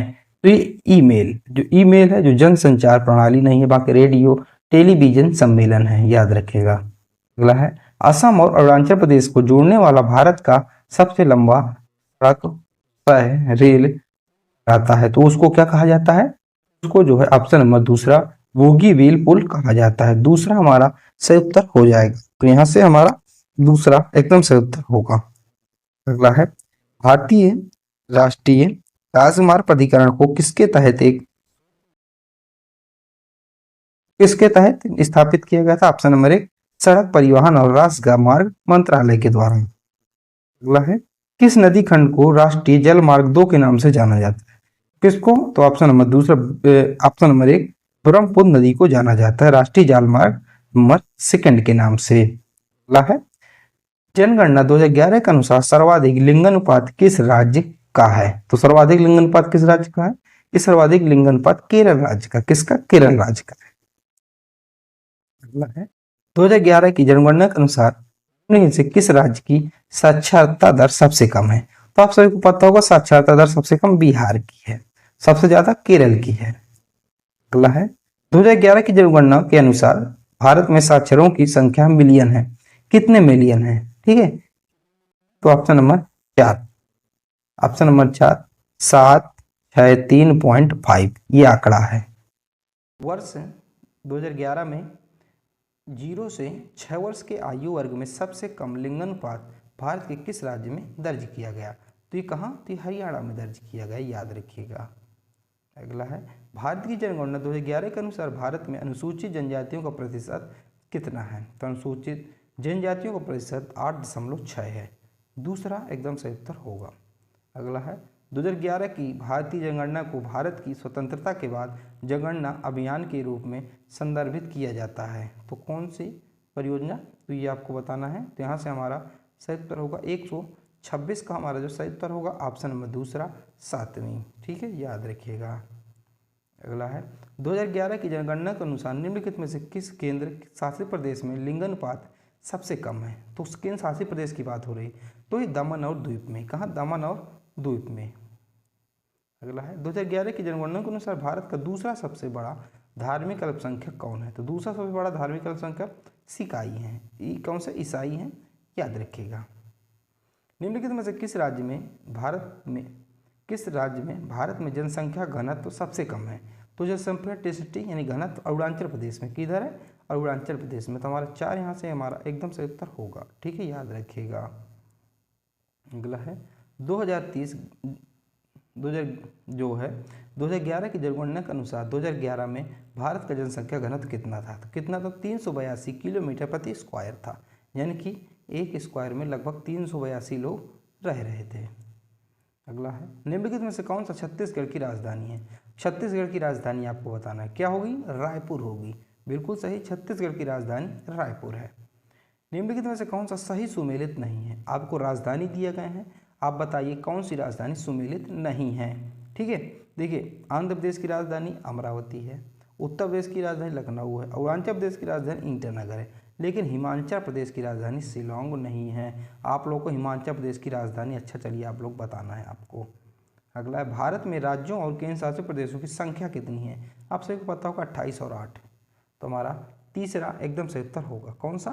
तीसरा एकदम सही उत्तर हो जाएगा। अगला है मध्य प्रदेश की राजधानी कहाँ है? तो आप सभी को पता मध्य प्रदेश की राजधानी भोपाल है। एक हमारा एक सही उत्तर होगा। निम्नलिखित में से कौन सी नागालैंड की राजधानी है? तो नागालैंड की राजधानी आपको बताना है, नागालैंड की राजधानी कोहिमा है। एक सही उत्तर होगा। उत्तराखंड की राजधानी क्या है? उत्तराखंड की राजधानी बताना है आपको। उत्तराखंड जो खंड है इसकी राजधानी कौन सी है? तो देहरादून है। उत्तराखंड की राजधानी देहरादून है। और उत्तराखंड का निर्माण है उत्तर प्रदेश से हुआ था नवंबर 2000 में, जो है उत्तर प्रदेश से उत्तराखंड अलग हो गया था। अगला है त्रिपुरा की राजधानी कौन सी है? जो त्रिपुरा है इसकी राजधानी कौन सी है? त्रिपुरा वही जो बांग्लादेश से तीनों तरफ से घिरा हुआ है, अगरतला है। कौन सी? अगरतला है। अगला है लक्षद्वीप की राजधानी क्या है? लक्षद्वीप। इसकी राजधानी क्या है? तो लक्षद्वीप की राजधानी कवरत्ती है, याद रखिएगा। अगला है अंडमान और निकोबार द्वीप समूह की राजधानी क्या है? तो अंडमान और निकोबार द्वीप समूह है, इसकी राजधानी श्री विजयपुरम है। तीसरा एकदम सही उत्तर होगा। मणिपुर की राजधानी क्या है? बताना आपको। जो मणिपुर है इसकी राजधानी क्या है? इम्फाल है। मणिपुर की राजधानी इम्फाल है। अगला है भद्रा वन्यजीव अभ्यारण्य निम्नलिखित में से किस राज्य में स्थित है? जो भद्रा वन्यजीव अभ्यारण्य किस राज्य में स्थित है? तो ऑप्शन नंबर हमारा सही उत्तर क्या होगा? ऑप्शन नंबर तीसरा, ये कर्नाटक में स्थित है। ठीक है। अगला प्रश्न है गांधी सागर वन्यजीव अभ्यारण्य निम्नलिखित में से किस राज्य में स्थित है? तो गांधी सागर वन्यजीव अभ्यारण्य किस राज्य में स्थित है? ये मध्य प्रदेश में स्थित है। ठीक है। 4 एकदम सही उत्तर होगा। निम्नलिखित में से कौन सा गुजरात राज्य का सबसे बड़ा आर्द्रभूमि अभ्यारण्य है और भारत में सबसे बड़ा है? तो कौन सा है ये आपको बताना है। जो कि देखिए गुजरात का सबसे बड़ा है और भारत में भी सबसे बड़ा है आर्द्रभूमि अभ्यारण्य। तो कौन सा है? तो 143 का सही उत्तर ऑप्शन नंबर दूसरा, नल सरोवर पक्षी अभ्यारण्य। पूछा जाए कहाँ का है? गुजरात का है। भरतपुर पक्षी अभ्यारण्य को किस वर्ष रामसर स्थल में घोषित किया गया था? किस वर्ष घोषित किया गया था? ऑप्शन नंबर चौथा, 1981 में घोषित किया गया था। अगला है विक्रमशिला गंगा डॉल्फिन वन्यजीव अभ्यारण्य निम्नलिखित में से किस राज्य में स्थित है? ये किस राज्य में स्थित है? तो इसका भी सही उत्तर होगा ऑप्शन नंबर दूसरा, बिहार में स्थित है। कहाँ? बिहार में स्थित है। और एक आप करंट का क्वेश्चन याद रखिएगा, बिहार में जो है मखाना बोर्ड की स्थापना हुई है इस बार के बजट के अंदर। अगला है निम्नलिखित में से किस राज्य में वखीरा वन्यजीव अभ्यारण्य स्थित है? तो वखीरा वन्यजीव अभ्यारण्य ऑप्शन नंबर चौथा, कहाँ से? उत्तर प्रदेश में स्थित। कहाँ? उत्तर प्रदेश में स्थित है। अगला है खिजड़िया वन्यजीव अभ्यारण्य किस राज्य में स्थित है? जो खिजड़िया वन्यजीव अभ्यारण्य है ये गुजरात में स्थित है। किधर? गुजरात में स्थित है। गुजरात में, याद रखिएगा। अगला है रंगनाथिट्टू पक्षी अभ्यारण्य कहाँ स्थित है? तो रंगनाथिट्टू पक्षी अभ्यारण्य ये स्थित है ऑप्शन नंबर चौथा, कर्नाटक में। ठीक है, याद रखिएगा। अगला है वन्यजीव संरक्षण के लिए निम्नलिखित में से कौन सी गतिविधि कार्य आवश्यक है? तो कौन सी गतिविधि कार्य आवश्यक है? ऑप्शन नंबर तीसरा, राष्ट्रीय उद्यान और वन्यजीव अभ्यारण्य। तो हमारा तीसरा सही उत्तर होगा। कमलांग वन्यजीव अभ्यारण्य किस राज्य में स्थित है? जो कमलांग वन्यजीव अभ्यारण्य है ये अरुणाचल प्रदेश में स्थित। कहाँ? अरुणाचल प्रदेश में स्थित है। प्रश्न है केबुल लामजाओ राष्ट्रीय उद्यान को किस वर्ष राष्ट्रीय उद्यान के रूप में नामित किया गया? यानी कि केबुल जो लामजाओ राष्ट्रीय उद्यान है उसे किस वर्ष राष्ट्रीय उद्यान बनाया गया? किस वर्ष बनाया गया था? तो ऑप्शन नंबर दूसरा, 1970 में इसको बनाया गया था। ये सारे प्रश्न इंपॉर्टेंट प्रश्न है और कभी न किसी परीक्षाओं में पूछे गए प्रश्न है। अगला है निम्नलिखित में से कौन सी नदी हेमिस राष्ट्रीय उद्यान की सीमाओं के पास बहती है? तो कौन सी नदी बहती है? तो ऑप्शन नंबर तीसरा, सिंधु नदी बहती है। कौन सी? सिंधु नदी बहती है। अगला है उस राज्य का नाम बताएं जहां बांदीपुर टाइगर उद्यान स्थित है। यानी कि बांदीपुर जो राष्ट्रीय उद्यान है वो स्थित है। तो बांदीपुर राष्ट्रीय उद्यान कहाँ स्थित है? तो बांदीपुर जो राष्ट्रीय उद्यान है कर्नाटक में स्थित है। कहाँ? कर्नाटक में स्थित है। तो एक हमारा यहाँ से एकदम सही उत्तर होगा। अब देखिए भारत के नेशनल पार्क जो कि कहाँ है? बांदीपुर राष्ट्रीय उद्यान ये कहाँ है? ये है हमारा कर्नाटक में। अगला प्रश्न है रणथंभौर राष्ट्रीय उद्यान बनास और नदियों के संगम के बीच है। तो किस नदियों के संगम के बीच है? देखिए जो रणथंभौर राष्ट्रीय उद्यान है एक बनास नदी हो गई, एक कौन सी नदी है इनके बीच में? कौन सा है? ये रणथंभौर राष्ट्रीय उद्यान है। कौन सी नदी हो गई? एक नदी हमारी हो गई चंबल नदी। कौन सी? चंबल नदी। आपको समझ में क्वेश्चन आ गया। मान लीजिए रणथंभौर राष्ट्रीय उद्यान है, ठीक है। इसके बाद एक यहाँ से बनास नदी आई है और यहाँ से चंबल नदी, इन दोनों के बीच में पड़ता है ये रणथंभौर राष्ट्रीय उद्यान। अगला है ये देखिए Ranthambore tiger reserve. Ranthambore tiger जो है राष्ट्रीय उद्यान भारत के राजस्थान में स्थित है। तो कहाँ पूछा जाए कहाँ स्थित है? तो भारत के राजस्थान में स्थित है, ठीक है। इसका कुल क्षेत्रफल 1334 किलोमीटर है। ये उत्तर प्रदेश से बनास नदी और दक्षिण में चंबल नदी से घिरा हुआ है, मैंने आपको बता दिया। अगला है साइलेंट वैली को राष्ट्रीय उद्यान में कब घोषित किया गया? जो साइलेंट वैली राष्ट्रीय उद्यान है उसे कब घोषित किया गया? उसे कब घोषित किया गया? तो 1984। कौन सा? 1984 में इसको घोषित किया गया। अब ये साइलेंट वैली नेशनल पार्क जो शांत घाटी राष्ट्रीय उद्यान है केरल के अंतिम शीर्ष वर्षा वन का एक सुंदर प्रतिनिधित्व है। घाटी शांत घाटी को 1984 में राष्ट्रीय उद्यान में घोषित किया गया, मैंने आपको बताया, और औपचारिक रूप से 1985 में इसका उद्घाटन किया गया था 16 मई 2024 को। ठीक है, अगला प्रश्न है, मोलिंग राष्ट्रीय उद्यान निम्नलिखित में से किस जंतु के लिए प्रसिद्ध है? जो मोलिंग राष्ट्रीय उद्यान है किस जंतु के लिए प्रसिद्ध है? तो कौन सा जंतु है जो मोलिंग राष्ट्रीय उद्यान के लिए प्रसिद्ध? ताकिन है। क्या ताकिन? आपने कई बार ताकिन का नाम पहली बार सुना होगा, मैं आपको इसलिए पिक्चर लेके आया हूँ आपके सामने। ये ताकिन कैसे ताकिन, अब देखिए मोलिंग राष्ट्रीय उद्यान है जो भारत का अरुणाचल प्रदेश में स्थित है। अब मैं आपको ये जो राष्ट्रीय उद्यान तो करा ही रहा हूँ, लेकिन साथ में मैं ये भी कोशिश कर रहा हूँ कि आप जो है इसकी जगह पर देखते जाएं कि किस राज्य में है, किस केंद्र शासित प्रदेश में है। तो जो मोलिंग राष्ट्रीय उद्यान है अरुणाचल प्रदेश में है।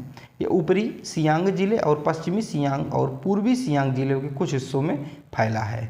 यह सियांग नदी के दाहिनी किनारे ओर स्थित है। तो ये आपके ताकिल है, ये चित्र में जो ताकिन है जो आपको मैंने ये बताया। अगला है, रायमोना राष्ट्रीय उद्यान निम्न में से किस राज्य में स्थित है? तो जो रायमोना राष्ट्रीय उद्यान है किस राज्य में स्थित है? तो ऑप्शन नंबर हमारा क्या होगा? 157 का सही उत्तर होगा ऑप्शन नंबर 1 असम। असम में रायमोना राष्ट्रीय उद्यान स्थित है। ठीक है, तो यह है रायमोना वीकम असम 6 नेशनल पार्क, आप इस पिक्चर में देख सकते हैं। अब देखिए असम के जो है प्रमुख 7 नेशनल पार्क हैं। ठीक है, तो 7 जो राष्ट्रीय उद्यान है वो आपको याद रखना है। 7 के नाम बहुत याद रखना है क्योंकि पूछे जाते हैं। तो पहला आप याद रखिए रायमोना, दूसरा है मानस, तीसरा है औरंग, चौथा है नमेरी, काजीरंगा गैंडों के लिए प्रसिद्ध, एक सिंह के गैंडों के लिए। ठीक है, देहंग पटकाई है, फिर कौन सा है? तो डिब्रू साइकोबा है। ठीक है, तो ये 7 जो नेशनल पार्क हैं असम के अंदर, और ये 7 जो नेशनल पार्क बहुत इंपॉर्टेंट है, पूछे जाते हैं। कभी कभी पूछ लेगा कि जो काजीरंगा है किसके लिए प्रसिद्ध है? तो एक सिंह के गैंडों के लिए प्रसिद्ध है। चित्र में आप देख सकते हैं एक सिंह के गैंडे हैं। एक सिंह, ये देखिए यहाँ पे इनके एक सिंह है। ठीक है, तो एक सिंह के गैंडे ये काजीरंगा में पाए जाते हैं। अगला है, सिमलीपाल राष्ट्रीय उद्यान भारत के किस राज्य में स्थित है? जो सिमलीपाल राष्ट्रीय उद्यान है भारत के किस राज्य में स्थित है? तो सिमलीपाल उड़ीसा में स्थित है। कहाँ? उड़ीसा में स्थित है। ये देखिए सिमलीपाल राष्ट्रीय उद्यान। नामदफा राष्ट्रीय उद्यान भारत के किस राज्य में स्थित है? जो नामदफा राष्ट्रीय उद्यान है भारत के किस राज्य में स्थित है? ये उड़ीसा में स्थित है। सॉरी, माफ कीजिएगा, नामदफा की बात हो रही है, तो इसका सही उत्तर क्या हो जाएगा हमारा? तो नामदफा राष्ट्रीय उद्यान ये तो अरुणाचल प्रदेश में। नामदफा कहाँ है? ये अरुणाचल प्रदेश में है, याद रखिएगा। अब देखिए नामदफा राष्ट्रीय उद्यान के बारे में कुछ महत्वपूर्ण बातें यहाँ पे मैं आपको जो बताने जा रहा हूँ, थोड़ा सा आप लोग ध्यान से इसको देखिएगा। देखिए, यह दुनिया का एकमात्र ऐसा पार्क है जिसमें बड़ी बिल्ली की 4 प्रजातियाँ पाई जाती हैं, जिसे आप टाइगर कहते हैं। ये वास्तव में टाइगर नहीं, ये बड़ी बिल्ली है, बिग कैट इनको कहा जाता है। ठीक है, जैसे बाघ, तेंदुआ, हिम तेंदुआ और बादलदार तेंदुआ। तो 4 जो बिग कैट है इनकी प्रजाति है, तो ये पाई जाती है, और कई छोटी बिल्लियाँ पाई जाती हैं। तो ये ऐसा है। ठीक है, अगला है, राजाजी राष्ट्रीय उद्यान निम्न में से किस राज्य में स्थित है? जो राजाजी राष्ट्रीय उद्यान है किस राज्य में स्थित है? तो राजाजी हैं उत्तराखंड के। कहाँ के हैं? उत्तराखंड के, याद रखिएगा। ठीक है, अगला है, म्यांमार की राजधानी क्या है? देखिए अभी तक मैंने आपको 10 क्वेश्चन करवाए, वो 10 क्वेश्चन राष्ट्रीय उद्यान संबंधित थे। अब मैं आपको म्यांमार यानी कि राजधानियाँ बताऊंगा, और राजधानियाँ अपने भारत की नहीं विदेश की राजधानियाँ बताऊंगा। ठीक है, तो अच्छे क्वेश्चन रहेंगे। अभी इस बार का जो PCS का एग्ज़ाम हुआ था उसमें ऐसी राजधानी आई थी जिनके बारे में ना तो सुना था ना ट्रिक लगा सकते थे, समझ लीजिए। तो आपको इनमें थोड़ा सा पकड़ बना के रखना है। तो म्यांमार देश की राजधानी क्या है? जो म्यांमार है देश, तो आपको पता है हमारा पड़ोसी देश है, तो नेपीड है इसकी राजधानी है। कई लोगों को पता भी होगा, आप लोग कमेंट में बताया करिए अपना उत्तर। जापान की राजधानी क्या है? तो जापान की अगर राजधानी की बात करें तो टोक्यो है। क्या है? टोक्यो है। ठीक है, अगला निम्नलिखित में से लाओस की राजधानी है। जो लाओस है इसकी राजधानी क्या है? लाओस की राजधानी वियतनाते है। क्या है? वियतनाते है, याद रखिएगा। किस देश की राष्ट्रीय मुद्रा गैरादे है? तो किस देश की राष्ट्रीय मुद्रा गौरादे है? किस देश की है? ऑप्शन नंबर 30 हैती की है। कहाँ की है? हैती की है, याद रखिएगा। अगला है, चिली की राजधानी क्या है? जो चिली है इसकी राजधानी क्या है? तो सेंटियागो। चिली की राजधानी क्या है? सेंटियागो, याद रखिएगा। अगला है, अफगानिस्तान की राजधानी क्या है? आप सभी को पता हो अफगानिस्तान की राजधानी क्या है? काबुल। तो अफगानिस्तान की राजधानी काबुल है। अगला है तजाकिस्तान की राजधानी क्या है। कई लोगों को पता भी होगा लेकिन कई लोगों को पता नहीं होगा। जो तजाकिस्तान की राजधानी दुशांबे है। क्या दुशांबे है। अगला प्रश्न है जॉर्डन की राजधानी क्या है। जो जॉर्डन है इसकी राजधानी क्या है। तो 168 का सही उत्तर अम्मान। अम्मान। जॉर्डन की राजधानी क्या है। अम्मान है। अगला निम्नलिखित में से कौन यमन की राजधानी है। जो यमन है यमन। यमन की राजधानी क्या है। तो ये यमन की राजधानी है ऑप्शन नंबर 3 सना। याद रखिएगा। अगला प्रश्न है माले की राजधानी क्या है। ये आप सभी को पता होगा। माले की राजधानी है तो क्या है माले की राजधानी। तो मालदीव है। याद रखिएगा। तो यहाँ से हमारे जो राजधानी वाले भी समाप्त हो गए। अब तीसरा हमारा थोड़ा सा आएगा मंदिर वगैरह। ठीक है। तो अंकोर वाट का प्रसिद्ध मंदिर कहाँ स्थित है। जो अंकोर वाट का प्रसिद्ध मंदिर है ये कहाँ स्थित है। तो ये कंबोडिया में स्थित है। कहाँ। कंबोडिया में स्थित है। और ये भगवान किसको समर्पित है। अच्छा आपको कमेंट बताना है जो कंबोडिया में जो अंकोर वाट का मंदिर है किस भगवान को समर्पित है। शिव भगवान को या फिर विष्णु भगवान को। आपको 2 में से बताना है। ठीक है। किन को समर्पित है ये आपको बताना है। अगला भारत में स्टैचू ऑफ यूनिटी दुनिया की सबसे ऊंची प्रतिमा है तो किसके नाम पर है। ये सरदार वल्लभ भाई पटेल जी के नाम पर। कहाँ है। ये गुजरात में है। ठीक है। केवड़िया द्वीप पे। अब इसमें आप देख सकते हैं चित्र में। तो statue of unity Sardar Vallabh भाई पटेल की 182 मीटर ऊंची प्रतिमा है जो गुजरात के नर्मदा जिले में केवड़िया में नर्मदा नदी के किनारे साधु वेट द्वीप पर स्थित है जिसे दुनिया की सबसे ऊंची प्रतिमा माना जाता है। इसकी ऊंचाई की बात करें तो 182 क्या 182 मीटर।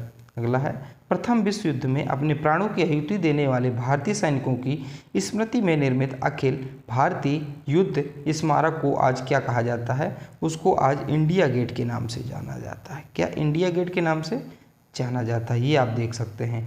इंडिया गेट नई दिल्ली में स्थित एक युद्ध स्मारक है। इंडिया गेट का निर्माण ब्रिटिश भारतीय सेना के 70,000 सैनिकों जो प्रथम विश्व युद्ध में मारे गए थे उनकी स्मृति में एक स्मारक के रूप में बनाया गया। इसकी आधारशिला जो है 10 फरवरी 1921 को रखी गई। कैलाश पर्वत को हिलाते हुए रावण का लोकप्रिय चित्रण कहाँ किया गया है। किस गुफा में मिलता है। तो इसका जो चित्रण है ये मिलता है हमें कहाँ एलोरा की गुफाओं में। कहाँ एलोरा की गुफा में। अब मैं आपको चित्र दिखाता हूँ। ये देखिए चित्र में आप थोड़ा सा समझ सकते हैं। 1 मिनट रुकिएगा। देखिए चित्र में आप देखिए ये रावण आपको रावण दिख रहा होगा। अपनी ये जो हाथ है ऐसे ऐसे ये शंकर जी भगवान है। ये क्या है पार्वती जी हैं। तो ये ऊपर क्या है पूरे कैलाश पर्वत को ऊपर उठाए हुए उसके बारे में दिखाया गया है। एलोरा की गुफाएं भारत के महाराष्ट्र में स्थित हैं। ठीक है। ये गुफाएं 6वीं से 10वीं शताब्दी के बीच की गुफाएं हैं और यूनेस्को विश्व धरोहर स्थल में ये शामिल कर ली गई हैं। अगला है गुरुद्वार कतार साहिब निम्न में से किस नदी पर स्थित है। किस नदी पर स्थित है। गुरुद्वारा कतारपुर साहिब किस नदी पर स्थित है। ऑप्शन नंबर बी रावी नदी पर स्थित है और ये पाकिस्तान में है। कहाँ है पाकिस्तान में है। ठीक है। याद रखिएगा। अगला है हवा महल किस राज्य में स्थित है। शहर में। तो हवा महल आपको पता है ये जयपुर में स्थित है। जयपुर कहाँ ये राजस्थान का है। ठीक है। तो राजस्थान के जयपुर ज़िले में। देखिए हवा महल का निर्माण जयपुर के संस्थापक महाराजा सवाई सिंह द्वितीय के पोते महाराजा सवाई प्रताप सिंह ने करवाया था। अगर पूछा जाए किसने करवाया था तो महाराजा सवाई प्रताप सिंह ने करवाया था।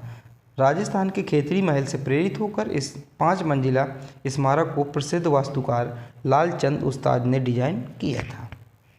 अगला प्रश्न है हम्पी का विरूपाक्ष मंदिर किस भगवान को समर्पित था। जो हम्पी का विरूपाक्ष मंदिर है किस भगवान को। तो भगवान शिव को समर्पित है। किसको भगवान शिव को। अगला है देखिए इस मंदिर का निर्माण विजयनगर साम्राज्य के शासक जो थे देव राय द्वितीय के अधीन नायक लंकन दंडेसा ने करवाया था। ठीक है। ये मंदिर है 7वीं शताब्दी का है। अगला है गोल गुम्बज आदिल शाह का मकबरा कहाँ स्थित है। जो गोल गुम्बज आदिल शाह का मकबरा ये ऑप्शन नंबर 1 कर्नाटक में स्थित है। कहाँ कर्नाटक में स्थित है। अगला है कोलोसियम निम्नलिखित में से किस स्थान पर स्थित है। जो कोलोसियम स्थान है एक स्थान का नाम है। ये किस स्थान कहाँ स्थित है। ये ऑप्शन में से रोम में स्थित है। रोम यानी कि इटली में स्थित है। माचू पिचू किस देश में स्थित है। माचू पिचू एक जगह का नाम है। बहुत विख्यात जगह है। तो किस देश की एक जगह है। तो ये पेरू की जगह है। कहाँ पेरू की जगह है। ठीक है। अब पेरू की लोकेशन देख लीजिए, ये देखिए साउथ अमेरिका है ये, ठीक है, और यहाँ क्या नॉर्थ अमेरिका है, ठीक है। ये जो आपको हरा हरा इतना दिख रहा है ये क्या है, पेरू है, ठीक है। ये है जो जगह मैंने कहा माचू पिचू, ये माचू पिचू क्या जगह है, आप देख लीजिए चित्र में, माचू पिचू जगह है, पेरू में स्थित है। अफ्रीका का सबसे ऊंचा पर्वत किलिमंजारो पर्वत किस देश में स्थित है। अफ्रीका का सबसे ऊंचा पर्वत कौन सा है, किलिमंजारो। तो एक बात आपको यहाँ से निकल कर आई, पूछा जाए अफ्रीका महाद्वीप का सबसे ऊंचा पर्वत किलिमंजारो है। जैसे भारत यानी जैसे अगर उसका पूछा जाए एशिया का तो अपना माउंट एवरेस्ट है, पूरे विश्व का है। लेकिन अब महाद्वीप वाइज पूछ रहा है तो अफ्रीका का सबसे ऊंचा कौन सा है, किलिमंजारो है, ठीक है। और ये तंजानिया का है, कहाँ का है, तंजानिया का है, याद रखिएगा। देखिए अफ्रीका का सबसे ऊंचा पर्वत किलिमंजारो है, जिसकी 3 चोटियां हैं, जिनके नाम है किबो, मोम्बेजी और सिरा, जिनमें से किबो सबसे ऊंची चोटी है। अगर निम्न में से कौन सी दक्षिण अमेरिका की सबसे ऊंची पर्वत चोटी है, तो दक्षिण अमेरिका की सबसे ऊंची पर्वत चोटी कौन सी है, ऑप्शन नंबर चौथा माउंट अकोंकागुआ। अगला है यूरोप की एक महत्वपूर्ण पर्वत श्रृंखला है, तो यूरोप की एक महत्वपूर्ण पर्वत श्रृंखला कौन सी है, अल्पास से, याद रखिएगा। विश्व की सबसे ऊंची चोटी कौन सी है, तो विश्व की सबसे ऊंची चोटी आप सभी को पता भी होगा, ये प्रश्न काफ़ी सरल है, माउंट एवरेस्ट है, ठीक है। माउंट एवरेस्ट विश्व की सबसे ऊंची चोटी है, ये है माउंट एवरेस्ट।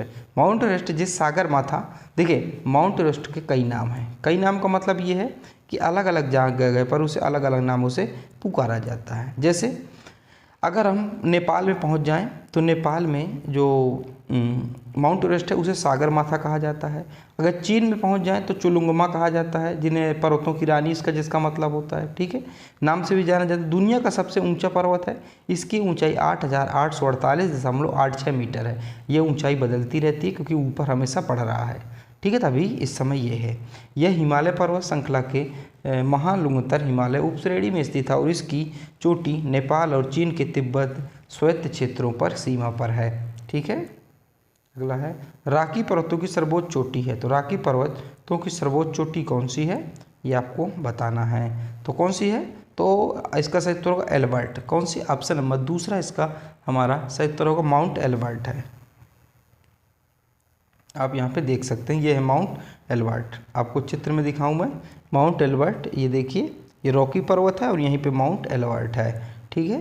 तो माउंट एल्बर्ट कोलोराडो का सबसे ऊंचा बिंदु और यूएसए यानी कि संयुक्त राज्य अमेरिका का दूसरा सबसे ऊंचा बिंदु कोलोराडो लेक काउंटी में स्थित है, जो कि लीडविले से 12 मील दक्षिण पश्चिम में सचार क्षेत्र और इसाबेल राष्ट्रीय वन के भीतर है। धौलागिरी चोटी का दूसरा नाम क्या है, तो धौलागिरी चोटी है उसको हम श्वेत पर्वत के नाम से भी जानते हैं।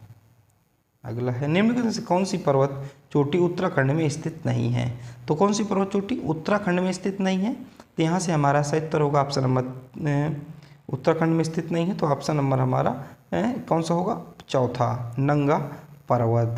4 हमारा सही उत्तर होगा, ठीक है। नंगा पर्वत जिसे हत्यारा पर्वत भी कहा जाता है, ये हिमालय का पश्चिमी लंगर है जो कि पाकिस्तान के गिलगित बाल्टिस्तान डायमर जिले में स्थित है और दुनिया का 9वां सबसे ऊंचा पर्वत है, ठीक है। ये आपको नंगा पर्वत की यहाँ पे मैप में लोकेशन दिख रही होगी। अगला भारत का सबसे ऊंची चोटी कौन सी है, पर्वत चोटी, भारत की सबसे ऊंची पर्वत चोटी। आप पूछ रहे भारत की बात हुई तो भारत की सबसे ऊंची पर्वत चोटी कंचनजंगा है। कौन सी, कंचनजंगा है, संयुक्त रूप से भारत की सबसे ऊंची चोटी है ये कंचनजंगा, आप यहाँ पे देख सकते हैं मैप की लोकेशन पे। सिक्किम के उत्तर पश्चिम भाग में नेपाल की सीमा पर स्थित है, यह दुनिया की तीसरी सबसे ऊंची चोटी है। कंचनजंगा राष्ट्रीय उद्यान सिक्किम के हिमालय पर्वतमाला के मध्य में स्थित है। यह भारत का पहला मिश्रित धरोहर स्थल है, तो भारत का पहला मिश्रित धरोहर स्थल कौन सा है, कंचनजंगा है। यहाँ से प्रश्न बनता है, याद रखिएगा। विश्व का दूसरा सबसे ऊंचा पर्वत कौन सा है, तो जो विश्व का दूसरा सबसे ऊंचा पर्वत कौन सा है, तो इसका सही उत्तर K2 होगा, क्या, गार्डविन आस्टेन। तो विश्व का सबसे ऊंचा पर्वत है, ये आप लोकेशन यहाँ पे देख सकते हैं। अगला है ओडर नीसे रेखा निम्न में से किन देशों के बीच सीमा है, तो किन देशों के बीच की सीमा है, ऑप्शन नंबर दूसरा जर्मनी और पोलैंड के बीच की सीमा है ओडर नीसे रेखा। अब मैं आपको दिखाता हूँ, ये देखिए ये क्या है, ये जर्मनी है, ये पोलैंड है। ये जो रेखा है इसी को कहा गया है। अगला है मैकमोहन रेखा किन दो देशों के बीच स्थित है? तो मैकमोहन रेखा आप सभी को पता होगा किन दो देशों के बीच स्थित है? ये स्थित है भारत और चीन के बीच। अगला है, ये देखिए मैकमोहन रेखा है, आप देख सकते हैं। निम्नलिखित से कौन सी एक अंतर्राष्ट्रीय सीमा रेखा नहीं है? अंतर्राष्ट्रीय सीमा रेखा कौन सी नहीं है, ये आपको बताना है। तो यहाँ से सही उत्तर क्या हो जाएगा हमारा? यहाँ से जो हमारा सही उत्तर होगा ऑप्शन नंबर हमारा, ऑप्शन नंबर कौन सा सही उत्तर होगा? ऑप्शन नंबर 1 हमारे यहाँ से सही उत्तर होगा ड्रेन रेखा। ये कोई रेखा नहीं है। अगला है, निम्नलिखित में से कौन सी सीमा रेखा भारत और पाकिस्तान के बीच विवाद का विषय है? तो कौन सी सीमा रेखा है भारत और पाकिस्तान के बीच विवाद का विषय? तो ये है ऑप्शन नंबर दूसरा 24वीं समांतर रेखा। ठीक है, तो ऑप्शन नंबर दूसरी हमारे यहाँ से उत्तर होगा। अगला है, 38वां समांतर को विभाजित करता है। जो 38वां समांतर है किसको? ऑप्शन नंबर 3 उत्तर कोरिया और दक्षिण कोरिया को। अगला है, देखिए ये, ठीक है, ये है उत्तर कोरिया, आप देखिए, और ये है दक्षिण, यानी कि दक्षिण कोरिया और उत्तर कोरिया, इनको ये विभाजित करती है लाइन। अगला है, रेड क्लिफ रेखा निम्न में से किन देशों के साथ भारत की सीमाओं का सीमांकन करती है? तो आप सभी को बहुत पता है, ये बहुत इजी क्वेश्चन है, पाकिस्तान। अगला है, 49वीं समांतर रेखा के बीच की सीमा है। जो 49वीं समांतर रेखा किन देश के बीच की सीमा है? ऑप्शन नंबर 3 संयुक्त राज्य अमेरिका और कनाडा। ये प्रश्न पूछता है, याद रखिएगा। ये देखिए, ये संयुक्त राज्य अमेरिका है एक तरफ, ये देखिए, और ये कनाडा, इसके बीच की जो रेखा है इसी को कहा जाता है 49वीं समांतर रेखा। अगला है, LAC वास्तविक नियंत्रण रेखा भारत और किस देश के बीच की प्रभावी सीमा है? तो आप सभी को पता है किस देश की ये चीन की है। ये सारे प्रश्न क्या है यहाँ पे सरल आ रहे हैं हर बार। अगला है, डुरंड रेखा किसके बीच स्थित है? तो डुरंड रेखा किसके बीच है? तो ये है पाकिस्तान के बीच और अफगानिस्तान के बीच, याद रखिएगा। ठीक है, और यह मैप में देख सकते हैं, ये देखिए पाकिस्तान, ये अफगानिस्तान, और ये जो रेखा गई है इसी को डुरंड रेखा कहा गया है। अगला है, जर्मनी और फ्रांस के बीच अंतर्राष्ट्रीय सीमा रेखा को क्या नाम है? तो जर्मनी और फ्रांस के बीच जो अंतर्राष्ट्रीय सीमा रेखा है उसको ऑप्शन नंबर 3 से मैजिनॉड रेखा कहा गया है। क्या मैजिनॉड रेखा कहा गया है? ये चित्र में आप देख सकते हैं। ठीक है, ये जर्मनी हो गया और ये फ्रांस हो गया, जर्मनी फ्रांस, ये है रेखा। तो इस प्रकार मैंने आपको इसमें भी 50 क्वेश्चन करवा दिए। अब आपके लिए प्रश्न है, नामदफा राष्ट्रीय उद्यान किस राज्य में स्थित है? दूसरा प्रश्न है, निम्नलिखित में से कौन सी पर्वत चोटी उत्तराखंड में स्थित नहीं है? ये दोनों प्रश्न आपको उत्तर में ज़रूर देना है। आपको वीडियो कैसी लगी ये आप ज़रूर बता दिए, क्योंकि अगर आप एक कमेंट करते तो हमें मोटिवेशन मिलता है, हमें ये पता चलता है कि हम आपको सही पढ़ा रहे हैं, हमारे द्वारा बताई गई जानकारी आप तक बिल्कुल बिना किसी नॉइस के, बिना किसी संचार जो अवरोध के आप तक सही पहुंच रही है कि नहीं पहुंच रही है। ठीक है, चलिए मिलते हैं अगले वीडियो पर, जब तक के लिए जय हिंद, जय भारत।